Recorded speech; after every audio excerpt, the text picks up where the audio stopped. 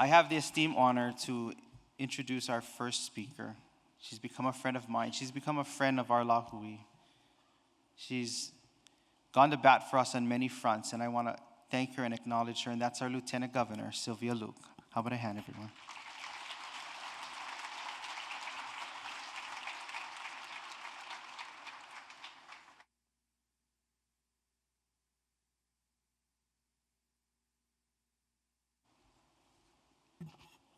Good morning and aloha. You know, it's such an honor to be invited here and address you folks. You know, I'm gonna tell you a story. So about 2 years ago, when the state was shut down and we saw devastating impacts of the pandemic, even going into the pandemic, one of the things that the state of Hawaii realized was that we had significant out-migration of our people. That meant for the last 3 years, even before the pandemic, thousands of people left the islands to have better opportunities elsewhere, and they left with grief, they left with sorrow because they left their families behind. This year, when E.M. Tongi hit the stage of American Idol, he spoke what everybody else who left our islands felt, that they were priced out of paradise. And that was a reality that was spoken to the nation, and it was something that we realize on a daily basis. It is unfortunate that Hawaii, which is home to many people, cannot be home to many others because they just simply cannot afford to live in Hawaii because prices are too high and there's no place for them to buy. With this struggle, we've been trying to tackle the housing issue for many, many years, and I see many of the legislators here with me, Daniel Holt, Darius Keela, and many others will be joining. And this is something that we've been grappling as a state. How do we ensure that we build enough housing to make sure that our local residents, our Native Hawaiian community, can afford to stay home as opposed to leaving their islands, leaving the islands for better opportunity elsewhere? In 2022, what happened after the pandemic was that we, along with many of the other states, saw record amount of revenues. We can't explain why, but it was happening on all the states.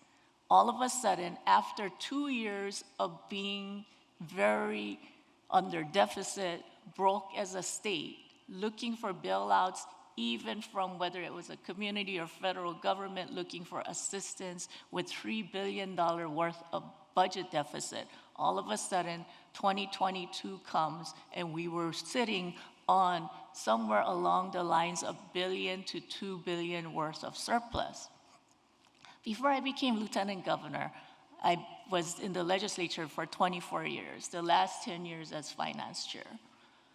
So one of the things going into the 2022 session was understanding that we had an opportunity which has never happened before.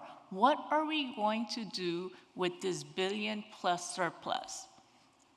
And a bunch of us, we sat down and took a look at what have we done, what can we accomplish, and what is this opportunity given to us, and here's a chance that we don't blow it. The last several decades, Department of Hawaiian Homelands continued to come to the governor's office, to the legislature, asking for hundreds of millions of dollars to be able to deal with the wait list and to be able to provide affordable homes for Native Hawaiian community. But because of the constraints of the budget, the amount that was requested, which was sufficient funds, has never made it into the budget. In 2022, we had a chance to do something about that. In 2022, there was a decision made early that we will set aside not what Department of Hawaiian Homelands asked for, which was about $300 million, but we dedicated $600 million in one-time appropriation.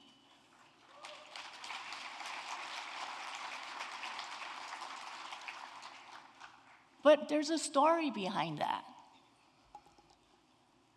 When we're faced with placing values, and the budget defines our values, where do our values lie?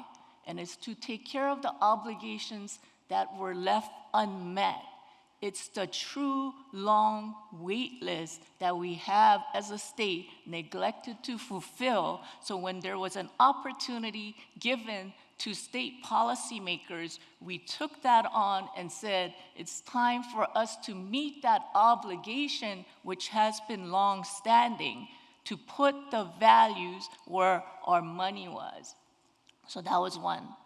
The second thing was, before we even got to the decision of 600, we really didn't know how much to set aside. We just knew we had to set it aside because this was an obligation that needed to be met. So I called two people. One was Kuhio. And at that point in time, I didn't even know him. I heard about him, but I didn't know him. I'm sure he didn't know really about me, So it was kind of awkward for me to all of a sudden call, okay, I'm gonna call Kuhio. But there is things in life that you cannot explain. And I had this nagging feeling that I had to call him for whatever reasons, and I'm glad I did, because I called Kuhio. The second person I called was Tyler Iokepa. Tyler Iokepa Gomes, who was the deputy director of DHHL at that point. So there were these two individuals. I look at them as young Turks. They don't think of themselves as young because, they see all the younger folks out there. But for me, they're young. So I call these people and we have a meeting along with Chair Ayla, and we have a discussion. And a lot of people think the decision was of why did we dedicate $600 million just kind of came out of nowhere, and it was just a rounding of numbers, and we thought it was a good number, so we put it on. It wasn't true.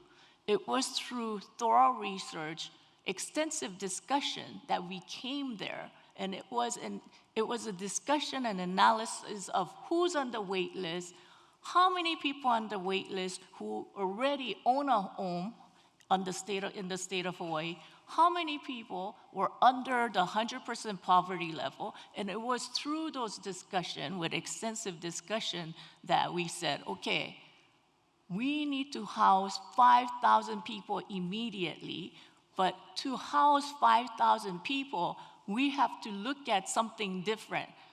As opposed to what DHHL has been doing all along, we have to figure out, how do you house kupuna that cannot afford a 30-year mortgage or do not want a 30-year mortgage? Maybe it has to be rent subsidy. How do we envision a DHHL where it's not parceled in homestead, but allow people to live where they want to, including on the windward side, including wherever DHHL do not own land? So it was an extensive discussion that led to the decision of dedicating $600 million, but it could not have happened without the efforts and the vision of Kuhio Lewis and Tyler Gomes.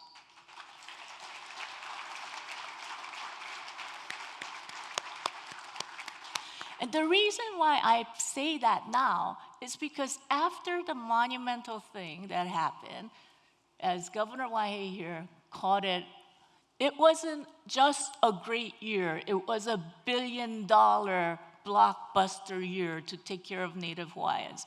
But I wanted you folks to know who was behind some of those decisions, and it was your Native Hawaiian leaders who did that without knowing or with the understanding that they may never get the credit, they may never get the recognition, but because it was the right thing to do, and that's why we need to applaud them even louder than what you folks just gave.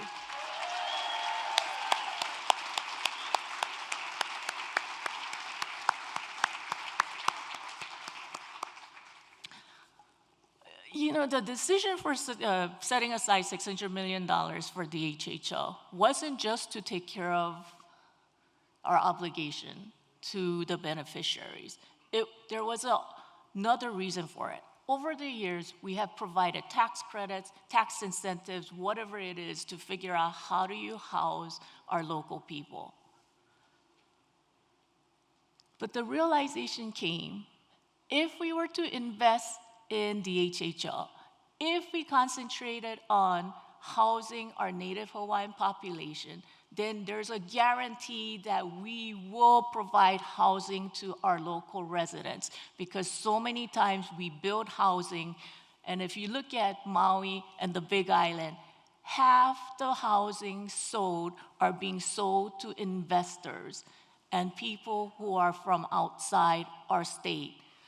So we could never ensure that whatever we build would go to our state population. Building for DHHL is the only guarantee we have as a state that anything that we build will go to our local residents. I'm going to go back to the two gentlemen. The reason why I point them out is not to single them out, but they set an example of hundreds of people out in the audience today, and I see many of you. I see Jeff, I see Michelle, I see Adrian, of course, Auntie Vicky, Hina. I see so many people out there in this audience who strive to change the boundaries, who challenge what is the norm, who imagine the impossibilities, and you folks do that without, just like these two, without getting credit, without recognition, but you do it to take care of the native population and our native Hawaiians, and I am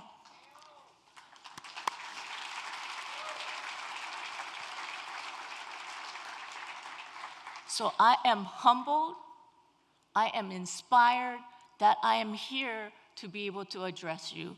So mahalo, have a great convention. This is just a true honor for me. Mahalo.